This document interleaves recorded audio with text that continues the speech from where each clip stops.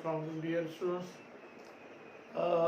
कुछ केसी जे प्रॉब्लम्स ते नज़र विझंदा हलूं इक्विलिब्रियम कांस्टेंट जे प्रॉब्लम्स ते त उहे तव्हांखे हिन तरह सां अची सघनि था। मिसाल तौरु ॾिसो, हिते तव्हांखे MCQs ॾिए थो, हालांकि सेंटेंस वॾा इस्तेमाल थो करे पर आहे मुख़्तसिर। 1 mole of ethyl alcohol and 1 mole of acetic acid in 1 dm cube of solution in presence of acid catalyst were warmed at equilibrium state 0.667 moles of each ester and water, comma 0.33 moles of each acetic acid and ethyl alcohol were present.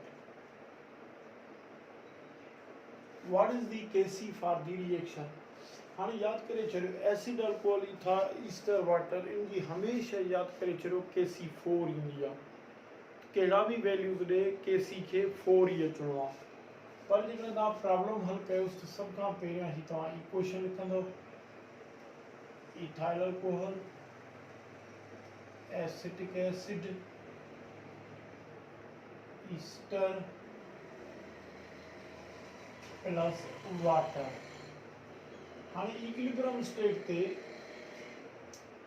0.67 moles of each ester and water ॾे थो, माना हिते moles at equilibrium state हिन जो ॾे थो 0.667 moles ऐं हिन जा बि ॾे थो 0.667 मोल्स ऐं हिननि जा ॾे थो 0.33 मोल्स, हिन जा बि ॾे थो 0.33 मोल्स।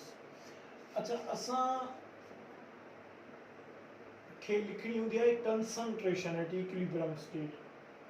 तव्हांखे मां ॿुधायो आहे त कंसंट्रेशन छा आहे? कंसंट्रेशन आहे moles per volume at equilibrium state. हाँ मोल्स इक्विलिब्रियम स्टेट ते हेतिरा आहिनि, वॉल्यूम केतिरो आहे? 1 dm क्यूब वॉल्यूम आहे, माना इन्हनि खे 1 सां बंड करणो पवंदो। जेकॾहिं हिते वॉल्यूम 10 dm क्यूब हुजे हा त डिवाइडेड बाय 10 कयूं असां। ओके, हाणे असां इनखे सॉल्यूशन में यूज़ कंदासीं। सॉल्यूशन छा आहे? Kc के सॉल्यूशन में असां कंसंट्रेशन यूज़ करणी आहे। Kc बराबर concentration of products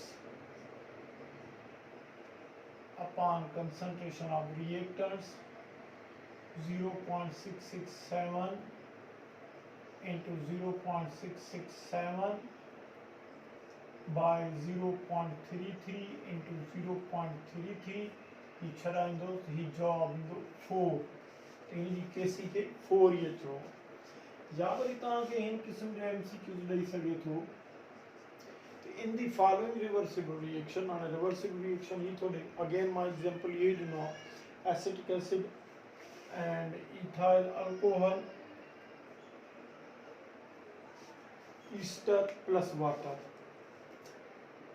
at equilibrium state 2 grams of acid, 2 grams of equivalent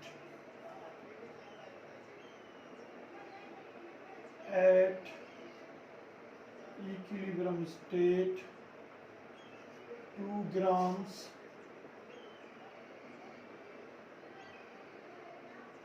of unused acid were left. How many number of molecules of acid were left?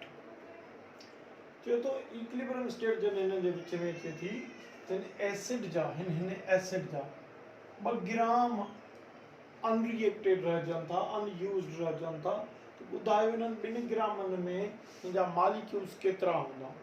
Simply ॻाल्हि आहे, असां ग्रामनि खे moles में convert कंदासीं, यानी कि मास इन ग्राम्स खे। तव्हांखे ख़बर आहे मोल्स कीअं लहंदा? मोल्स खे असांखे हीअं लहणो हूंदो आहे त मास इन ग्राम्स खे उन कंपाउंड जे या उन सब्सटेंस जे ग्राम मोलर मास सां बंड कंदा आहियूं। इन जो ग्राम मोलर मास 60 ग्राम आहे। तो जवाब आयो हेतिरा मोल्स। हाणे जॾहिं मोल्स आया तो उनखे एवोगेड्रो नंबर सां ज़र्ब कंदासीं तो मॉलिक्यूल्स अची वेंदा। माना करेक्ट आंसर वञी ही बीहंदो 2.0 × 10⁻22। तो अहिड़े नमूने सां तव्हांखे हिन जा प्रॉब्लम्स मां MCQ ॾेई सघे थो।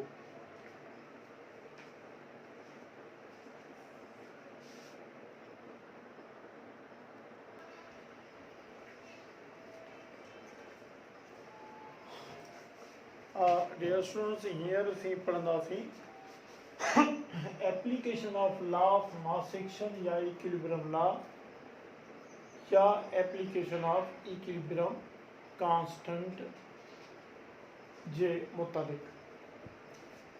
याद करे छॾियो इक्विलिब्रियम कांस्टेंट केसी वैल्यू छाकाणि त असां ड्राइव कंदा आहियूं लॉ ऑफ मास एक्शन मां या इक्विलिब्रियम लॉ मां।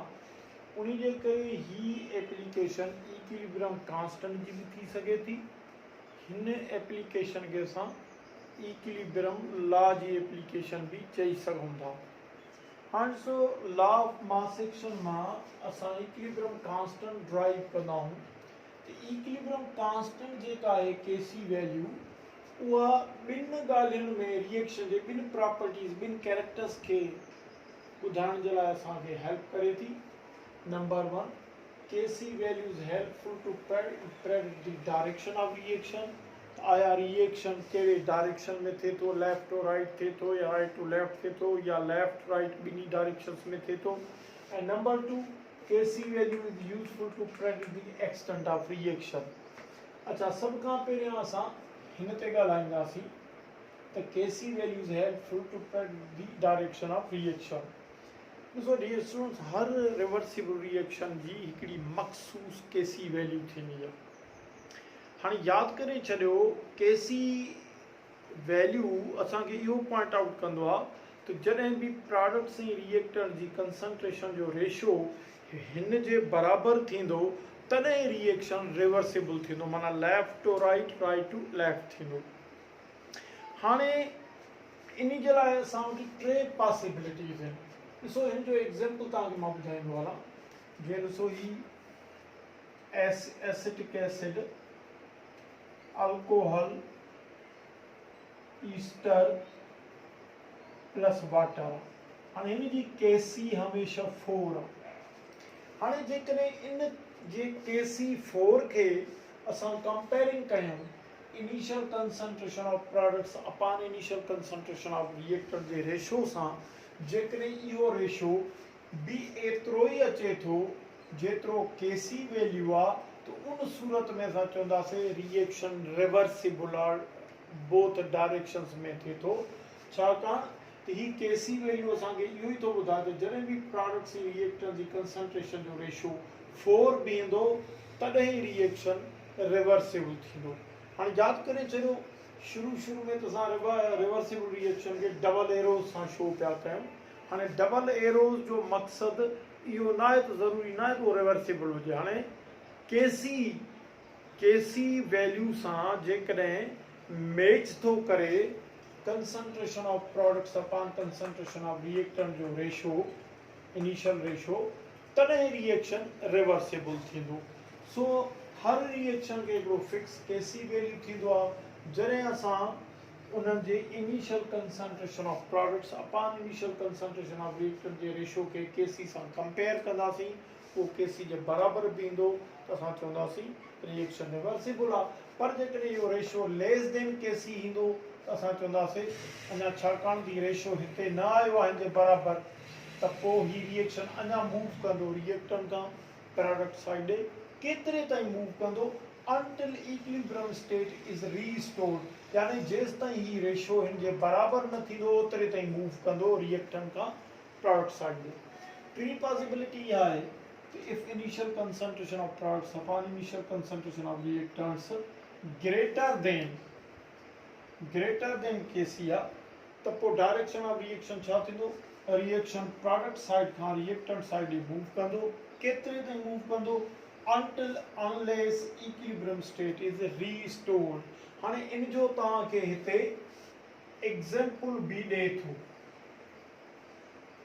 एग्जाम्पल भी ॾे थो चए थो at 356 degree centigrade Kc for the reaction is 1.3 into 10 to the power minus 2 if there are 0.5 moles per dm3 माना ही इनिशियल कंसंट्रेशन थोड़े छाकाणि moles per dm3 concentration of 0.5 moles per dm3 of hydrogen 1.5 moles per dm3 of iodine and 5 moles per dm cube of hydrogen iodide initially present predict the direction of following reaction ये देखो so hydrogen iodide जी concentration ही थोड़े H2 जी concentration ही थोड़े and उनका पो iodine जी concentration initial concentration ही थोड़े ही हाने साग में इन्हनि जी initial concentration जो ratio लहंदासीं असां खबर है इनिशियल कंसंट्रेशन जो रेशियो कीअं लहंदासीं initial concentration of products upon initial concentration of reactants और products in hydrogen iodine reactant of hydrogen iodide जे क्या 2 into a स्क्वायर हाने हिंदी इनिशियल कंसंट्रेशन ऑफ 5 तो 5 के होल स्क्वायर कयो 5 भी छराइंदो है 3 into 10 to the power minus 2 हाने इनके तव्हां कंपेयर कयो ॾिसो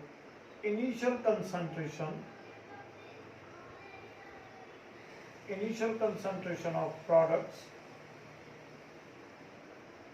upon initial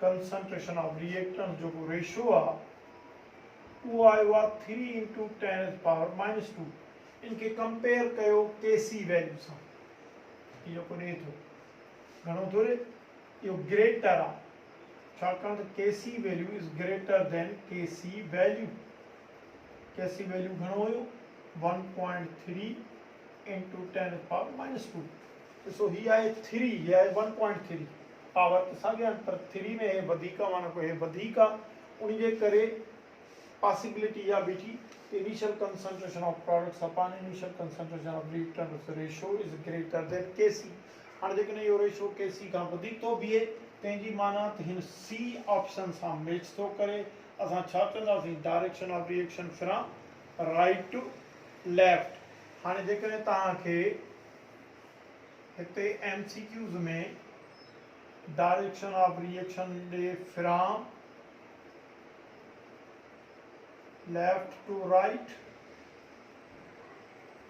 या बी में from right to left side I see में दे in both direction तो असां हिते from right to left कंदासीं छाकाणि त Kc वैल्यू खां initial concentration of products upon initial concentration of reactants ratio वधीक आहे तो करेक्ट ऑप्शन ॾिठो from right to left या चऊं from product to reactant side अच्छा जेकॾहिं ही मैथमेटिकली न ॾे तो तव्हांखे हीअं ॾींदो if initial concentration of products upon initial concentration of reactants is greater than Kc then what is the direction of reaction वरी बि असां ही कंदासीं from right to left side हाणे असां चऊं था त Kc value is useful to predict the हाणे हिते असां चऊं था Kc value is useful to predict the extent of reaction पर इन जे लाइ अॻु में असांखे बोर्ड रिमूव करणो पवंदो तव्हां शइ नोट करे वठो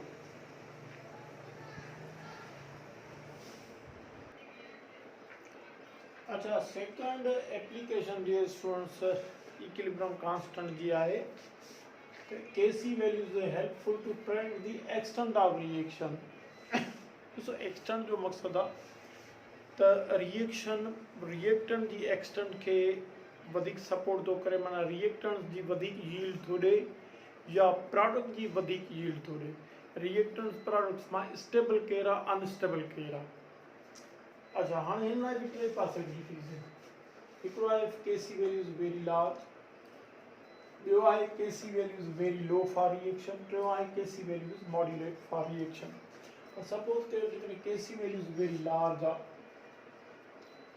जीअं ॾिसो ओज़ोन आहे एलोट्रॉपिक फॉर्म ऑक्सीजन कि ओज़ोन